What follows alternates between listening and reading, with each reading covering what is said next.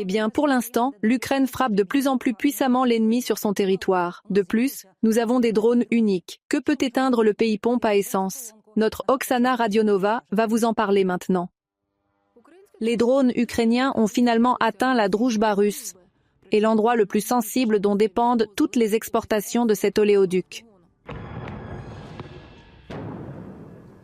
La station de pompage de pétrole de Novosibka et la station de contrôle de pompage linéaire 8M, deux installations de Transneft dans la région de Bryansk, ont été touchées.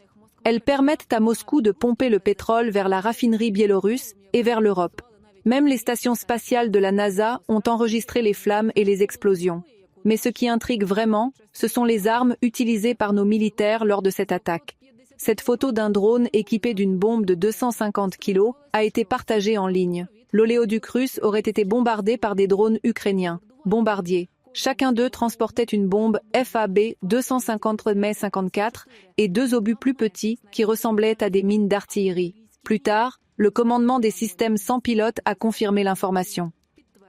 Le commandement des systèmes sans pilote confirme l'utilisation de drones à longue portée capables de larguer une bombe de 250 kg et de parcourir jusqu'à 2000 km avec possibilité de retour.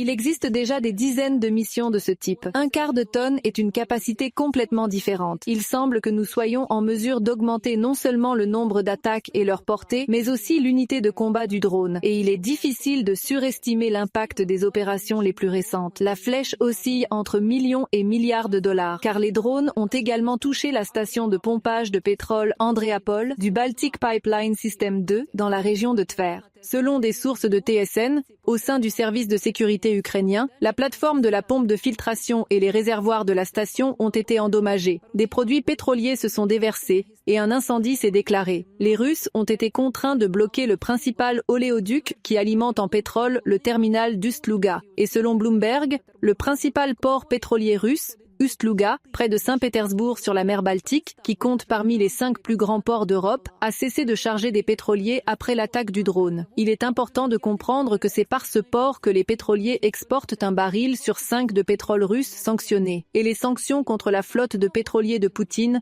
ont déjà paralysé les opérations du port.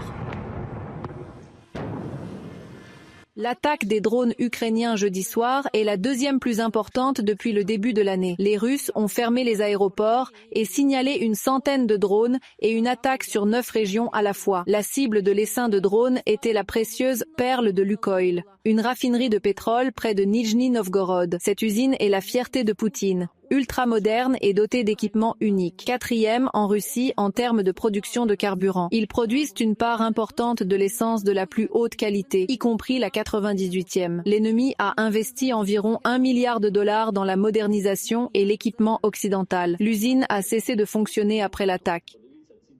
Regardez, ces drones coûtent, relativement parlant, plusieurs millions de dollars et ils causent des milliards de dollars de dégâts. Parce que vraiment, par exemple, n'importe quelle installation d'usine, c'est des dizaines, voire des centaines de millions de dollars. C'est le temps. L'ambulance est partie dès qu'il y a eu une nouvelle explosion et il est probable que d'autres ambulances arrivent maintenant. Cette semaine, la raffinerie de pétrole de Volgograd, l'une des plus grandes de Russie, a également été touchée. Et ce n'est pas la première fois que nos drones attaquent cette raffinerie. Regarde, qu'est-ce qui brûle? C'est comme si le pétrole brûlait. On ne peut pas détruire une raffinerie de pétrole avec un drone. Il faut bien comprendre qu'il s'agit d'une entreprise qui s'étend sur des dizaines de kilomètres carrés, mais cela ne veut pas dire qu'il ne fallait pas le faire. Ces ressources qui ont été brûlées, qu'ils ne pourront pas produire, qu'ils ont perdues, sont autant d'éléments qui l'affaiblissent. Le fait qu'elles ne produisent pas, le fait qu'elles doivent être réparées, le fait que la chaîne d'approvisionnement soit rompue, que l'approvisionnement soit perturbé, elle reste très efficace. Et quand on ajoute ici l'arrêt des pipelines, tout ressemble à un effondrement réfléchi du système du pays pompe à essence.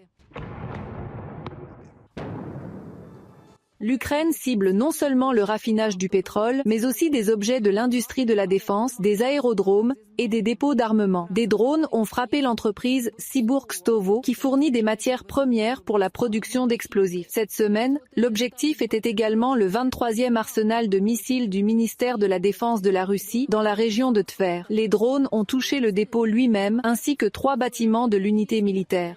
Et vendredi, des unités de missiles et d'artillerie ont pris pour cible le poste de commandement russe de Rilsk, dans la région de Koursk. Lequel des commandants russes a été éliminé n'a pas encore été dit. Mais dans les profondeurs russes, des couronnes funéraires ont déjà commencé à être distribuées sous les portes générales d'appartements apparemment protégés. Le général de division Vitali Tirokin, commandant de la 150e division de fusiliers motorisés, a reçu le sien de nos services spéciaux cette semaine. Qu'il s'agisse d'un scooter ou d'un autre moyen de transport vers l'autre monde, nos spécialistes pensent.